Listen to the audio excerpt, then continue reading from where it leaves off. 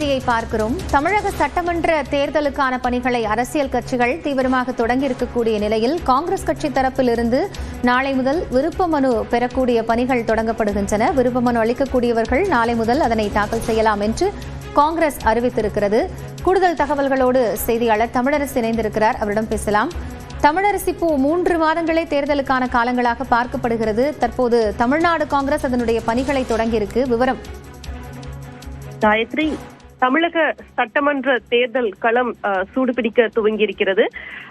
Tamil Nadu Congress committee தலைவர் செல்வ பெருந்தகை தற்போது ஒரு அறிவிப்பை வெளியிட்டிருக்கிறார். அதில் சட்டமன்ற தேர்தலில் காங்கிரஸ் கட்சி சார்பில் போட்டியிடக்கூடியவர்களிடமிருந்து விருப்ப மனுக்கள் வரவேற்கப்படுவதாக அறிவிக்கப்பட்டிருக்கிறது.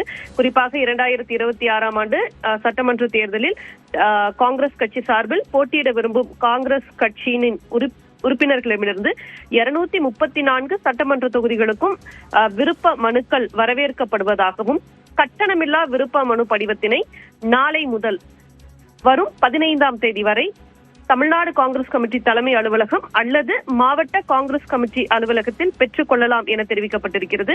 மேலும் நேரடியாக வந்து விருப்ப மனு படிவத்தை பெற இயலாதவர்கள் இணையம் மூலமாக பதிவிறக்கம் செய்து கொள்ளலாம் என்ற அறிவிப்பும் வெளியிடப்பட்டிருக்கிறது. மேலும் காங்கிரஸ் கட்சி உறுப்பினர்கள் தாங்கள் போட்டியிட விரும்பக்கூடிய சட்டமன்ற தொகுதியை குறிப்பிட்டு விருப்ப மனு படிவத்தில் கேட்கப்பட்டிருக்கக்கூடிய அனைத்து விவரங்களையும் பூர்த்தி செய்து விருப்ப மனுவை விருப்ப மனுவுடன் இணைத்து இறுதி நாளான 15ஆம் தேதி, அதாவது டிசம்பர் 15ஆம் தேதி மாலை 5 மணிக்குள் தமிழ்நாடு காங்கிரஸ் கமிட்டி அலுவலகம் அல்லது மாவட்ட காங்கிரஸ் கமிட்டி அலுவலகத்தில் சமர்ப்பிக்க கேட்டுக்கொள்வதாக தெரிவிக்கப்பட்டிருக்கிறது. தேர்தலுக்கு இன்னும் சில மாதங்களே இருக்கக்கூடிய நிலையில் தற்போது தமிழகத்தில் தமிழ்நாடு காங்கிரஸ் கமிட்டி இந்த விருப்ப மனுக்களை பெறக்கூடிய பணியை தற்போது தொடங்கி இருக்கிறது. காயத்ரி, நன்றி தமிழரசி விவரங்களுக்காக.